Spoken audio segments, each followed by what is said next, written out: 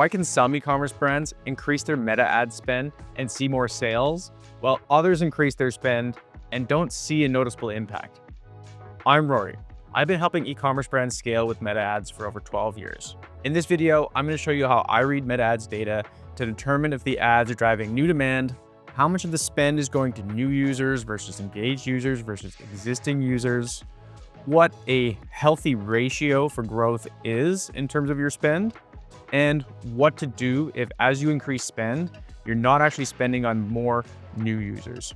Let's dive in. Before I look at any metrics, I want to be clear on the questions I'm trying to answer. I'm not asking, were there any sales tracked inside of Meta Ads Manager? What I'm asking is actually 4 important questions. Did the meta ads actually drive an increase in sales for the business? Did the sales come from new users or users that were already engaged or in your funnel? How much did it cost for us to convert a new user?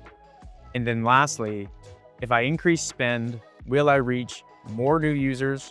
And then what happens to my cost per purchase from that new user segment? Answering those questions is critical to determining whether your ads can scale or not.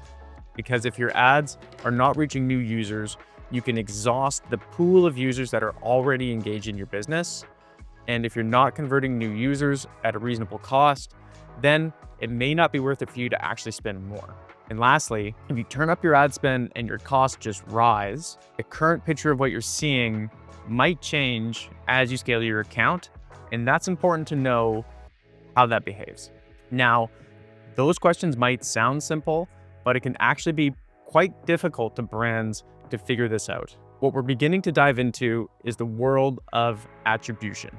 Essentially, attribution is when we're trying to figure out where each sale can be attributed to.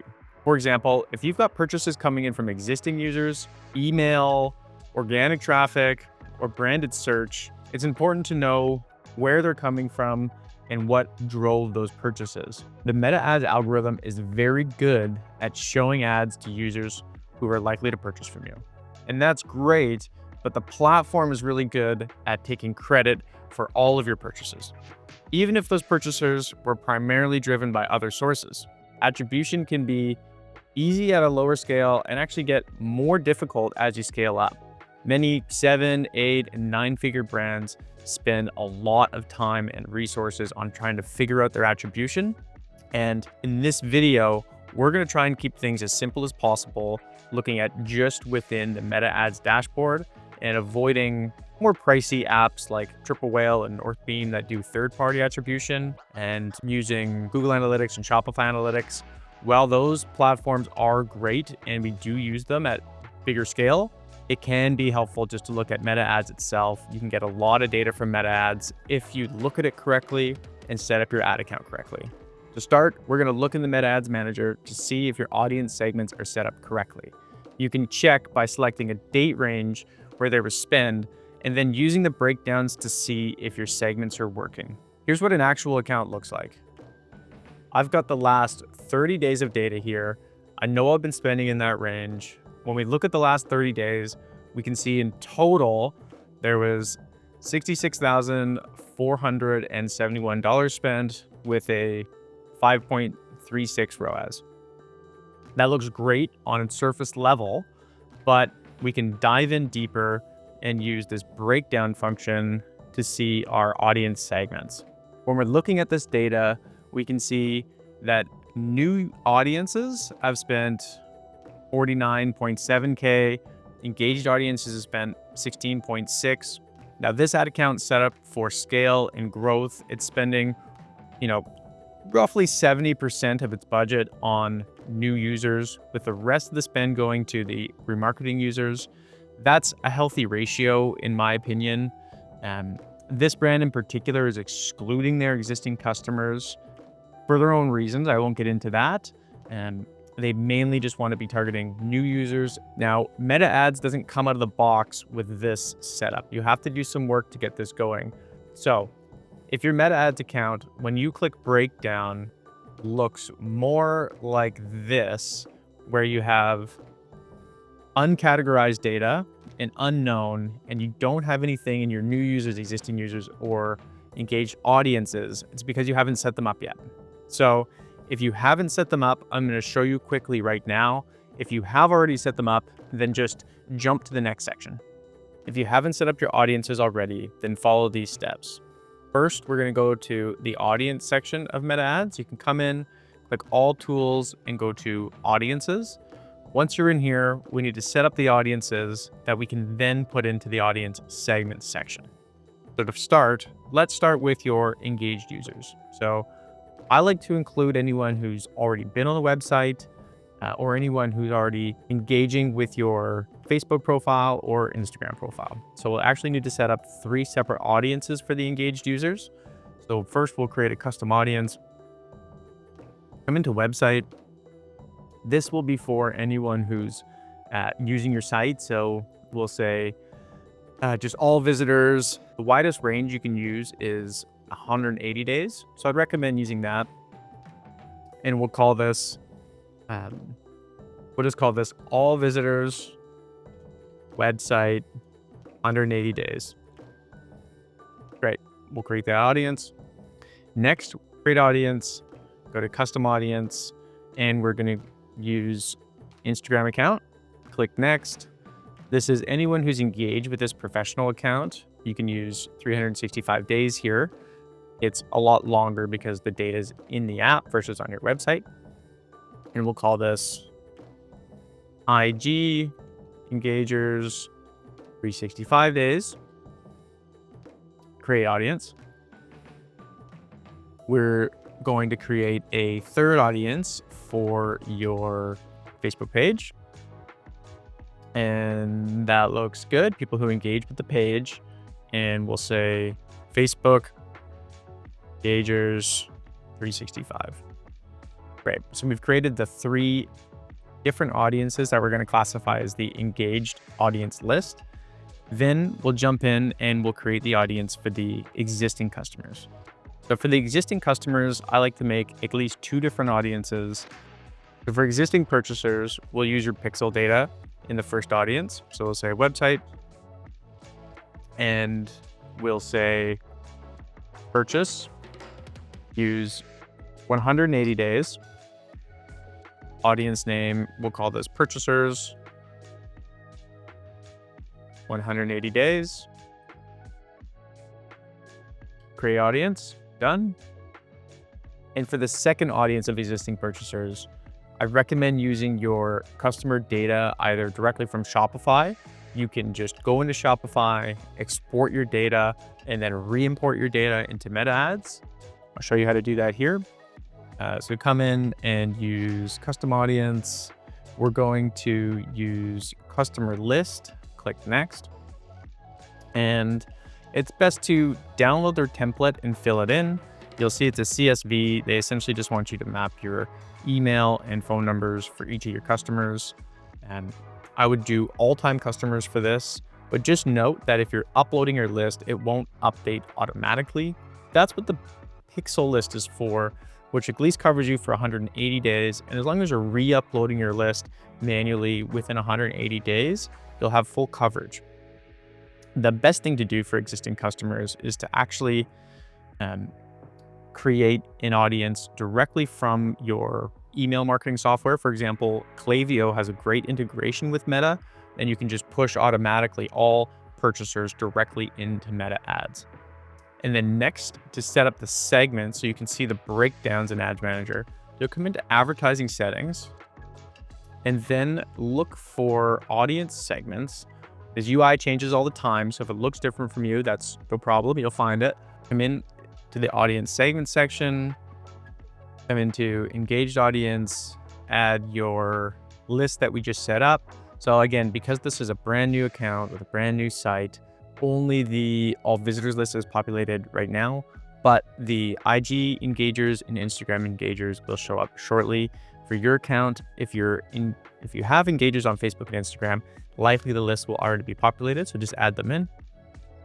And again, because this is a brand new account, the purchaser list I set up isn't here yet, but it should be for you.